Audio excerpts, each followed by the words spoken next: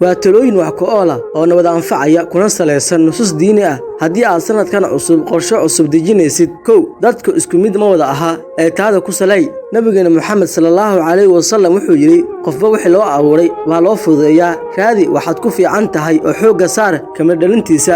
ha isku hoolin ku dayashada dad kale oo sameynaya wax aadan ka bixi karin ama aad niyad iyo nafsad u hayn. waxa leedahay awoodiisa, kartidiisa. labo ku didaal wixii dheef ku leh ee ku anfacaya adduun aakhiro. allana kaalmeeso, hana ka caajisin. yaraantu waa nimco ee ka faa'iideyso. dad yaraantoodii ishabeeyey oo shaqadoodii markay ka soo baxeen halkan ku nafisa.